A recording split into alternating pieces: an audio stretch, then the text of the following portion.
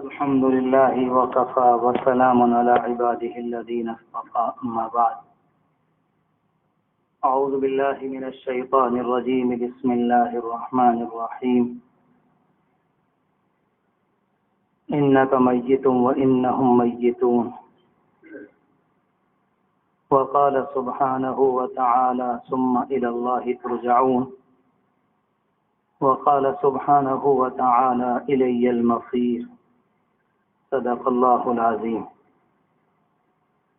وقد قال النبي صلى الله عليه وآله وسلم الكيس من دان نفسه وعمل لما بعد الموت أو كما قال عليه الصلاة والسلام اللهم صل على سيدنا محمد وعلى آل سيدنا محمد وبارك وسلم صلی اللہ علی النبی الأمی صلی اللہ علی النبی الأمی۔ بہت ہی محبت اور احترام کے مستحق میرے بزرگوں، قابل قدر دینی اور ایمانی بھائیوں، اللہ تبارک و تعالی نے یہ دنیا ہمارے اور آپ کے لیے اس وقت مقدر فرمائی ہوئی ہے۔ کسی اللہ کے بندے کو دنیاوی زندگی مل جائے، یہ ہزاروں سعادتیں اور نیکیاں کمانے کا ذریعہ ہے۔ جو کوئی اللہ کا بندہ اس دنیاوی زندگی کو صحیح طرح سے گزارتا ہے، اس کے سامنے، اس کے آگے آنے والی منزلوں میں اللہ نے اس کے لیے اتنا شاندار انتظام کیا ہے کہ ہم اور آپ اس دنیا میں نہ اس کا تصور کر سکتے ہیں، نہ ٹھیک سے اس کو سوچ سکتے ہیں۔ بہت دفعہ اس دنیا میں ایسا ہوتا ہے کہ کسی اللہ کے بندے پر کوئی پریشانی، کوئی رنج، کوئی غم، کوئی مصیبت آ جائے تو کبھی کبھی اس کی زبان سے ایسے جملے نکلنے لگتے ہیں جو کسی مسلمان کے لیے مناسب نہیں ہوتے۔ یہ تو میں نہیں کہتا کہ وہ انسان جان بوجھ کر نکالتا ہے، مگر غفلت کے نتیجے میں، نادانی کے نتیجے میں ایسے جملے نکل جاتے ہیں۔ حالانکہ اللہ نے اس دنیا کو بہت ہی پر اسرار، بہت شاندار نظام سے جکڑ دیا ہے۔ کسی کو نعمتیں مل رہی ہیں تو اس کے پیچھے بھی کوئی حکمت ہوتی ہے۔ کسی کے سامنے کوئی آزمائش، مصیبت، اڑچن ہے تو رب العالمین کی جانب سے اس کے پیچھے بھی ایک عظیم نظام ہوتا ہے۔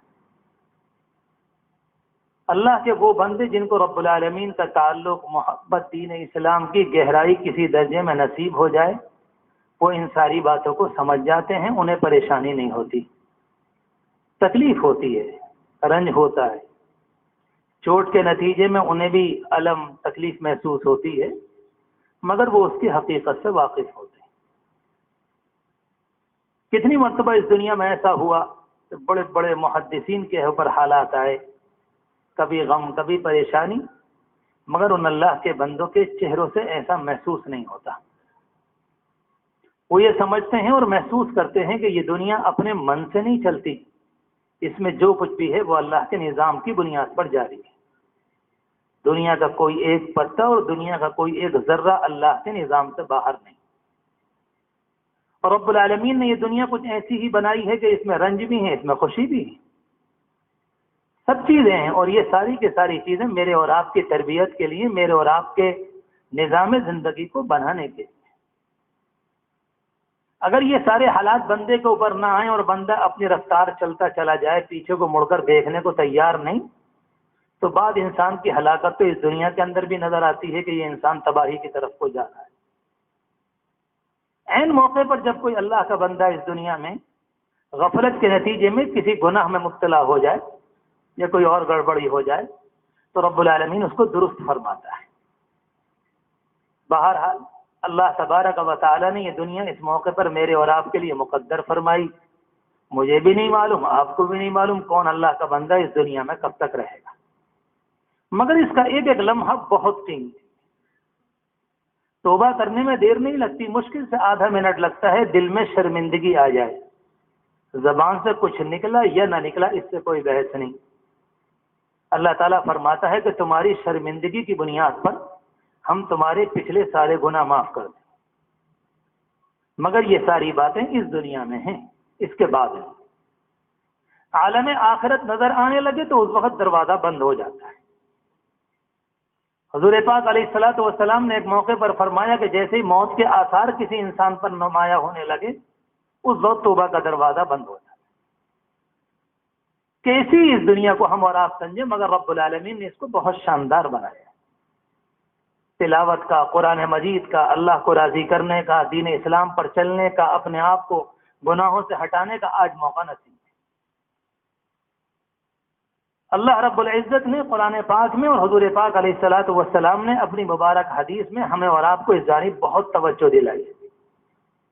اور اللہ کا معاملہ تو یہ ہے کہ جس طرح سے دنیا میں ماں باپ اپنے بچے پر شفقت کرتے ہیں، اسے خربوں خربوں گنا بڑھا لیجئے تب بھی رب العالمین کی رحمت کو نہ پہنچ سکے۔ رب العالمین کو اپنے بندوں سے بہت پیار ہے۔ تو بار بار کلام پاک میں یہ بات ہم سے اور آپ سے کہی گئی۔ آج ہم اور آپ قرآن مجید کے سننے پڑھنے والے ہیں۔ ہم سے پہلے دنیا میں جو لوگ تھے وہ ان سے مخاطب، جو ہمارے بعد آئیں گے تو قرآن مجید ان سے بھی وہی کہے گا جو ہم سے اور آپ سے آج کہہ رہا ہے کہ تمہیں لوٹ کر اللہ کی طرف کو جانا ہے۔ ہر حال میں ہر اللہ کے بندے کو دنیا سے جانا ہے۔ یہ بات بالکل اپنی جگہ طے ہے کہ کوئی انسان اس دنیا میں ہمیشگی کے لیے نہیں آیا، دوام لے کر نہیں آیا کہ مجھے یہاں سے جانا ہی نہیں۔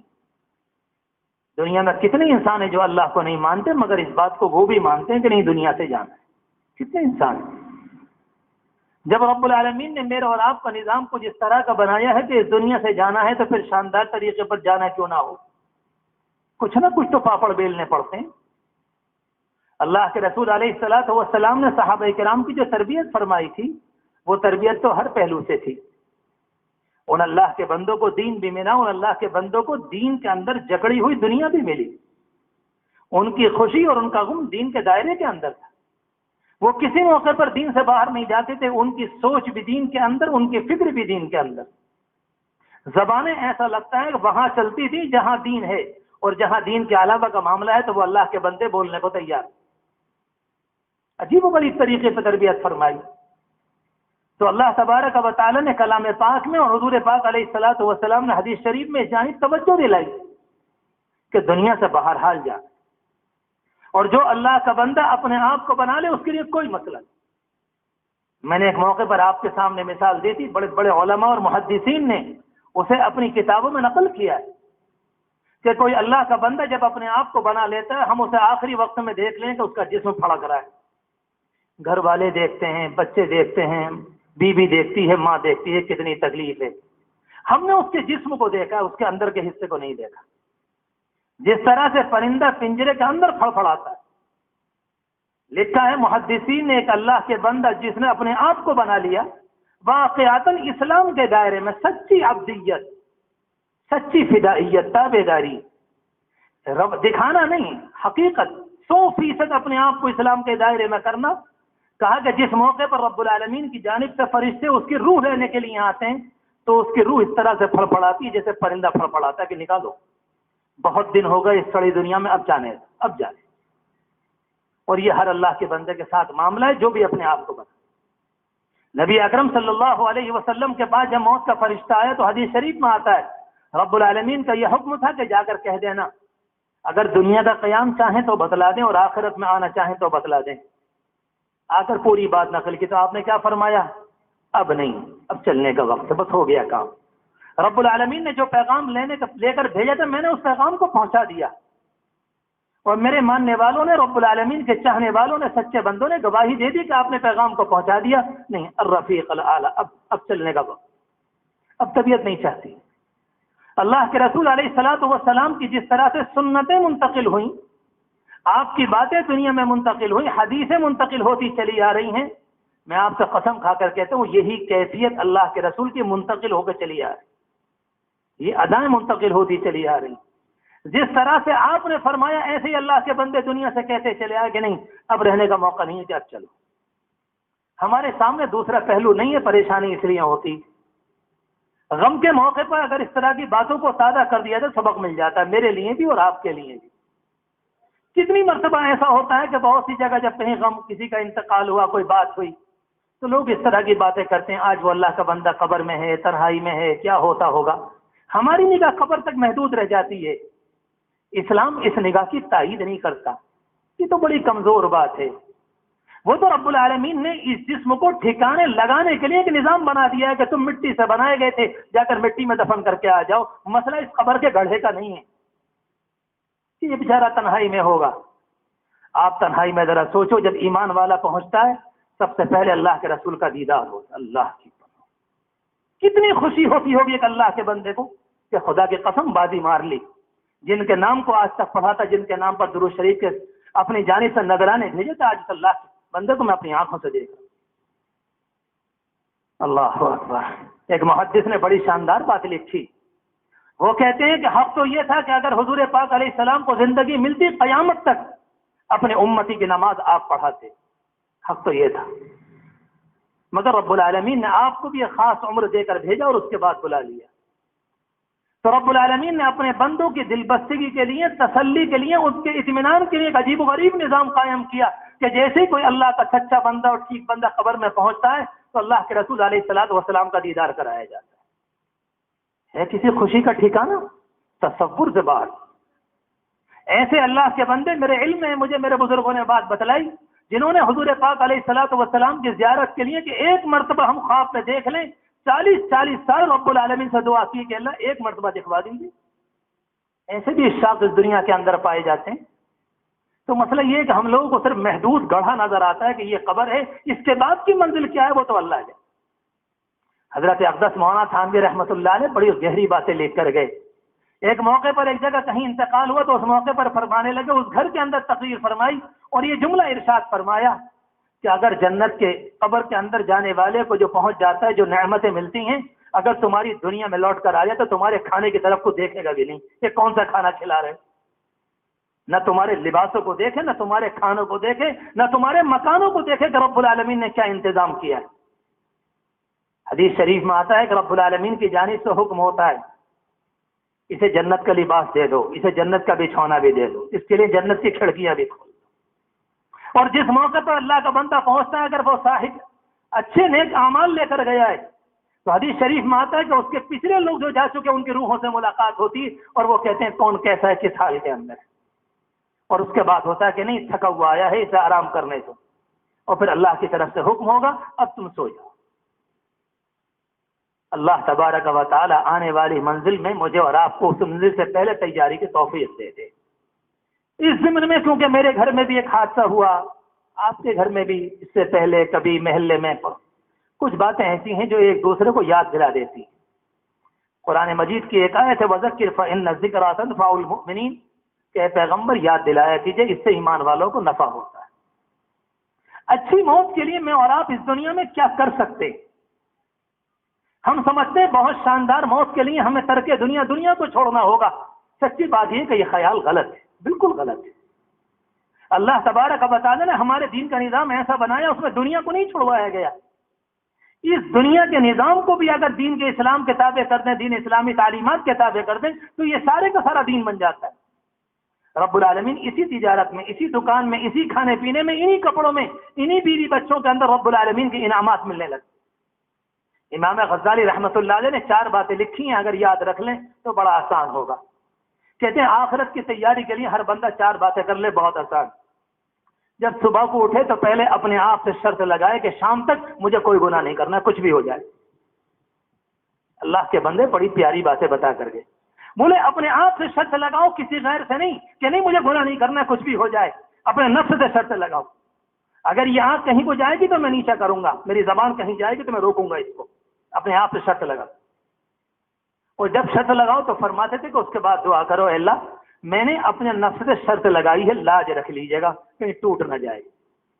اللہ کو بندے کی یہ ادا بہت پسند ہے کہ میرا بندہ گناہوں سے بچنے کے لیے اپنے آپ سے شرط لگا رہا ہے. بڑی پیاری بات. دوسری بات ارشاد فرمائی جب تم نے شرط لگائی تو دن بھر اپنے قول و قرار، اپنے عہد کا خیال رکھو. کسی موقع پر کوئی گناہ ہونے لگے تو یہ سوچو کہ میں نے اللہ سے شرط لگائی، کہیں ایسا نہ ہو جائے کہ معاملہ ٹوٹ جائے.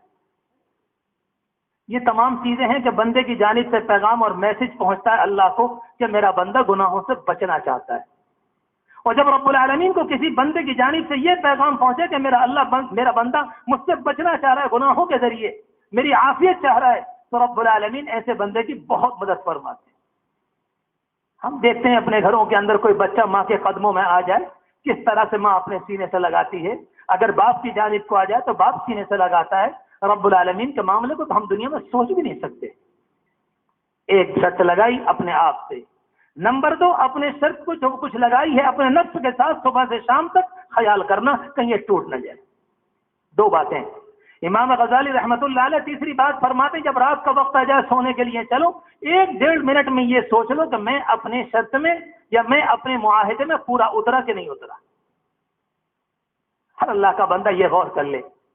2 باتیں سامنے آئیں گی کہ اگر میں پورا اپنے بات میں اتر گیا تو اللہ کا شکر ادا کرو کہ مالک آ جا اپنے میرا دن بغیر گناہ کے گزروا. میں نے ایک محدث کا جملہ پڑھا، دنیا میں کسی انسان کا کوئی دن بغیر گناہ کے گزرے تو یوں سمجھنا جیسے کہ انبیاء علیہ السلام کے ساتھ گزرا ہے. اللہ کو اتنا پسند. کوئی لمبا چوڑا کام نہیں، کوئی مشکل کام نہیں. دین اسلام مشکل نہیں، ہم نے مشکل بنایا ہے. کسی طرح کی کوئی بات اس میں ایک بھی نہیں ملے گی کسی اللہ کے بندے کو کہ جو اللہ کا بندہ یہ کہے کہ اس کے اوپر عمل کرنا میرے لیے دشوار ہے. نہیں، مشکل تو ہم نے کیا ہے. اور رات کے وقت میں اگر رب العالمین کے لیے شکر ادا کرتا ہے اور اگر ایسا محسوس ہو کہ نہیں معاملہ کہیں گڑبڑ ہو گیا تو پھر رب العالمین سے توبہ کر لے کہ اللہ معاف کیجیے گا، میں نے شرط لگائی مجھ سے پوری نہ ہو پائی، مجھ کو معاف کر. امام غزالی رحمت اللہ علیہ 4 باتیں. نمبر 1، اپنے آپ سے شرط لگانا. نمبر 2، صبح سے لے کر شام تک اس شرط کا خیال کرنا. نمبر 3، رات کے موقع پر اس کا حساب لینا کہ بات پوری ہوئی کہ نہیں. اگر مکمل ہو گئی تو اللہ کا شکر ادا کرنا، اگر کوتاہی رہ گئی تو رب العالمین سے توبہ. اگر کوئی اللہ کا بندہ کچھ زمانے اپنے آپ کو بنا لے تو بہت جلدی طبیعت بن جاتی. اتنے بڑے مجمع میں ایک اللہ کا بندہ بھی یہ کوئی نہیں ملے گا جو یہ کہے کہ نہیں میری طبیعت نیکی کی طرف کو آنے کو نہیں چاہتی، میں ایسے چلتا رہوں گا. دنیا کے اندر لذت دیکھنے میں کچھ زیادہ ہے، آخرت کی لذتوں کا پتہ نہیں. اور انسان کا معاملہ یہ ہے جدھر کی لذت کی لگ جاتی انسان ادھر کو چلا جاتا. حضور پاک علیہ الصلوۃ والسلام کے صحابہ کرام کا معاملہ یہی تھا کہ آپ کی صحبت کے نتیجے میں، تربیت کے نتیجے میں اللہ کے بندوں کو حقیقت معلوم ہو گئی تھی کہ نہیں آخرت کی نعمتیں اتنی شاندار اور رب العالمین ایسے ایسے انعامات کرے گا.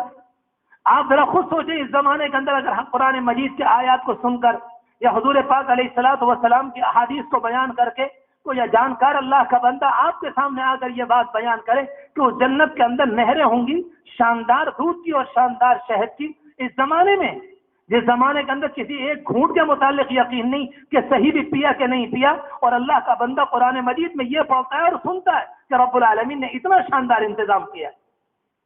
جی وہ غریب انعامات ہیں اللہ کی طرف سے بندوں کے لیے. میں اپنے آپ سے پہلے کہوں ادب اور احترام سے آپ سے، مگر یہ بات میں نے اس لیے چھوڑی کہ اپنے بھائی سے متعلق 2-3 باتیں آپ سے عرض کروں. ایسا کوئی اللہ کا بندہ دنیا میں نہیں ملے گا مجھے اور آپ کو جس نے کوئی گناہ نہ کیا. اللہ کے رسول علیہ السلام کی دعا تھی، آپ فرمایا کرتے تھے وَأَيُّ عَبْدٍ لَكَ لَا أَلَمَّ، اللہ ایسا کون سا بندہ ہے جس سے گناہ نہ ہوا. میں ان کے متعلق کچھ اور نہیں کہتا. ایک تو مجھے آپ سب کا شکر ادا کرنا ہے کہ آپ نے جن محبتوں سے مجھے نوازا اللہ آپ کو جزائے خیر دے. آپ نے جتنی دعائیں فرمائیں اللہ آپ کو بدلہ نصیب فرمائے، اللہ آپ کی دنیا اور آخرت کی تمام مرادیں پوری فرمائے. مگر 2-3 باتیں مجھے خاص طور سے بھائی سے متعلق عرض کر.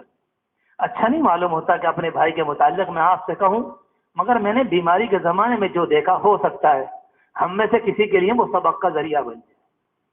ان کی بیماری خطرناک تھی. تقریباً 6.25 مہینے وہ صاحب فراش رہے. میں اللہ کے گھر میں گواہی دیتا ہوں مجھے یاد نہیں کہ اس اللہ کے بندے نے 6.25 مہینے میں کسی دن شکایت کی ہو کہ آج مجھے بہت تکلیف ہے. کسی موقع پر میں نہیں سمجھتا کہ ان کی یہ کس عمل کا نتیجہ تھا تو رب العالمین نے انہیں اتنا عظیم مقام دے رکھا. ان کی بیماری اس نوعیت کی تھی کہ بہت زیادہ دورے پڑتے تھے اور دورے اس طرح کے ہوتے تھے کہ لگتا ہے کہ اب خالی ہو جائے گا، یہ لقوے کا اثر ہوگا. کبھی آنکھیں اوپر کو چلی جاتی ہیں، کبھی بدن ٹیڑھا ہونے لگتا اور اس کے بعد کچھ دیر بعد پھر ٹھیک ہو جاتی طبیعت.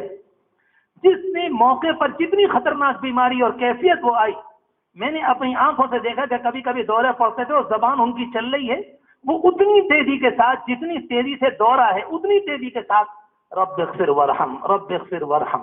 اللہ میں سچ کہتا ہوں کہ میں ہل کے جا پڑتا تھا کہ اس اللہ کے بندے نے آخرت کے لیے کون سی تیاری کی. یہ ایک دم نہیں ہوا کرتا، یہ اداکاری نہیں ہے. کوئی اللہ کا بندہ یہ کہنے لگے کہ آخرت میں ایسا کر لوں گا، یہ رب العالمین کی خاص مہربانی اور عنایت کا نتیجہ ایک دم نہیں ہوا کرتا۔ کوئی نہ کوئی عمل ہوتا ہے جس کے نتیجے میں رب العالمین کی مہربانی کسی اللہ کے بندے کے پورے 6 مہینے کا یہ حال۔ اور جب کبھی کیفیت کو ٹھیک درجے کو ہوئی تو میں نے ان سے معلوم کیا کہ آپ کی طبیعت کیسی، تو وہ جملے میں ایک ہی بات کہتے، اللہم لک الحمد و لک الشکر، میں اللہ کی تعریف کرتا ہوں، میں اللہ کے پہ۔ عجیب و غریب بات۔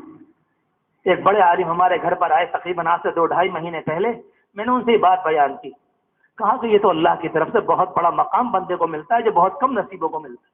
بہت کم ہوتا ہے ایسا کہ 6 مہینے کی بیماری کے باوجود وہ اللہ کا بندہ یہ کہتا ہے کہ نہیں اللہ تیرا شکر اور احسان۔ میں کہتا بھائی صاحب آپ کیسی پہلوانی دکھلا رہے ہیں، اللہ کو اس موقع پر یہ نہیں کہا جاتا ہے رب العالمین سے عرض کیا کیجیے کہ اللہ عافیت دے دیجیے، اللہ سکون دے دیجیے، اللہ شفا دے دیجیے، مگر ایسا لگتا ہے کہ ہماری ساری باتیں ایک طرف اور بندے پر ایک دھن سوار تھی کہ اللہم لک الحمد و لک۔ بھائی کے متعلق کچھ باتیں نہیں کہنی مگر صرف اس لیے کہ تاکہ مجھے بھی یاد دہانی ہو جائے، اور صاحب آپ سب میرے اپنے گھر کے، میرے کنبے قبیلے کے درجے میں آپ سے بھی کہنا چاہتا ہوں کہ مجھے آپ کو نہیں معلوم کب وقت آ جائے، مجھے اور آپ کو نہیں معلوم کب سفر کی نوبت آ جائے، اچانک کوئی اللہ کا بندہ معلوم ہوتا ہے کہ بیماری ہوئی اور دنیا سے رخصت ہو گیا۔ اپنے آپ دیکھ لیں کہ ہم نے کس درجے تیاری کی۔ یہ تو ان کی بہت سی باتیں گھر کے اندر بہت سی بات معلوم ہوئی۔ اپنے چھوٹے بیٹے سے کسی موقع پر کہنے لگے اپنے گھر میں، مجھے کل ہی کسی نے بتایا، مجھے نہیں معلوم تھا، کہا کہ بیٹے میرے بعد اگر تم حکمت کرو دوا بھی دینا اور ہر نماز کے بعد اپنے مریضوں کے لیے اللہ سے شفا مانگنا، میں پوری زندگی اپنے مریضوں کے لیے دعا کرتا ہوں۔ بڑی بات ہے، بڑی بات ہے۔ اس دنیا میں مادی دور کے اندر جہاں صرف آپریشن اس لیے کیے جاتے ہیں کسی طرح سے پیسے آ جائیں، کس طرح سے مریضوں کو ادھیڑا جاتا ہے، ہم اس دنیا میں سوچ بھی نہیں سکتے کوئی اللہ کا بندہ اپنے مریضوں کے لیے بھی دعا کرے گا۔ کتنے بندے اس طرح کے آئے، بیمار آئے، بیچارے پریشان حال آئے، نہ معلوم انہوں نے کیسے کیسے کام کیے۔ بہرحال 2-3 باتیں ایسی تھیں جن کا تذکرہ میں آپ کے سامنے کروں، شاید کسی کے دل پر چوٹ پڑے، مجھے یا آپ کو جاگ نصیب ہو جائے۔ اس سلسلے میں ضرور غور کریں کہ کوئی کوتاہی ہم سے تو نہیں ہو رہی۔ اللہ تبارک و تعالی نے آج موقع دیا ہے، قرآن مجید پڑھنا نہ آتا ہو اس کے پڑھنے کی کوشش کریں۔ وہاں تھانوی رحمۃ اللہ علیہ بہت تاکید فرماتے تھے کہ قرآن مجید کو پڑھنا سیکھو۔ کیسے تم قبر میں پہنچو گے کہ تمہیں قرآن مجید پڑھنا نہیں ہے؟ بولے یہ کون سا بہانہ ہوا کہ ہم 70-80 سال کے ہو گئے ہم قرآن مجید کو نہیں پڑھ سکتے؟ کہتے تھے اپنے آپ کو لائن میں لگاؤ، اگر تم 2-3 لفظ ادا کرتے بھی رب العالمین کے ہاں پہنچ گئے تو رب العالمین کے ہاں تمہارا شمار پڑھنے والوں میں ہوگا۔ یہ کوئی بات نہیں ہے کہ ہمیں قرآن مجید پڑھنا نہیں آتا۔ کتنے اللہ کے بندے کہتے ہیں ہمیں قرآن مجید میں ہمیں صورتیں یاد نہیں، ہمیں ٹھیک سے نماز نہیں آتی، کوئی کہتا ہے ہمیں دعائے قنوت یاد نہیں۔ کب تک یہ بات کہیں گے؟ 70 کے ہو گئے، داڑھی سفید ہو گئی، کمر ٹیڑھی ہو گئی، یہ کوئی اچھی علامت نہیں ہے۔ اللہ تبارک و تعالی نے آج موقع دیا، رب العالمین اس موقع سے ہم سب کو فائدہ اٹھانے کی توفیق مرحمت فرمائے۔ اللہ کے رسول علیہ السلام کی ایک حدیث شریف میں نے شروع میں پڑھی، آپ نے ایک موقع پر فرمایا الکیس من دان نفسہ، فرمایا کہ نہایت عقل مند ہے وہ اللہ کا بندہ جو اپنے آپ کو دیکھتا رہے۔ دنیا عقل مند کس کو کہتی ہے یہ باتیں الگ ہیں، ذہین ہوتے ہیں، ڈگریوں کے مالک ہوتے ہیں، پیسے کے لوگ ہوتے ہیں، فیکٹریوں کے مالک ہوتے ہیں، ہمارے اور آپ کے ہاں ذہین کوئی اور کہلاتا ہے، مگر اللہ کے رسول جن سے بڑھ کر دنیا میں کوئی جانکار، جن سے بڑھ کر دنیا میں کوئی علامہ، جن سے بڑھ کر رب العالمین کی جانب سے دیا ہوا علم لے کر نہیں آیا، آپ نے اپنی زبان سے یہ گواہی دی، اس سے بڑا عقل مند کوئی نہیں جو اپنے آپ محاسبہ کرے میری زندگی کس جگہ پر جا رہی ہے، میں کس رخ کے اوپر جا رہا ہوں۔ اگر میں نے اور آپ نے یہ کام کر لیا تو بہت آسان ہے معاملہ، جانا ہے، بہرحال جانا ہے، یقیناً جانا ہے۔ اللہ آپ سب کی ہم سب کی عمروں میں برکت دے، ہمیں تیاری کی توفیق بھی دے دے۔ جتنے لوگ دنیا سے جا چکے اللہ سب کی مغفرت فرمائے۔ ہمیں پتہ چلا کہ ہمارے مدرسے سے نہایت محبت کرنے والے ایک بڑے سچے عاشق، مدرسے کے خیر خواہ، ہمارے ایک ساتھ دوست سے سرائے ترین میں بھوڑے کے رہنے والے بھائی قاسم صاحب، وہ بھی چلے گئے۔ سبھی کے لیے دعا فرمائیں، اللہ تبارک و تعالی سب جانے والوں کی مغفرت فرمائے، سب کو راحت نصیب فرمائے، بال بال مغفرت فرمائے۔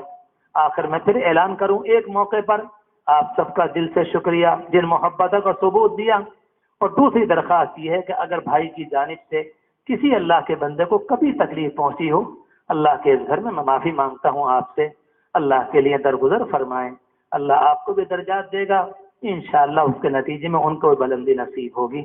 وآخر دعوانا ان الحمد للہ رب العالمین۔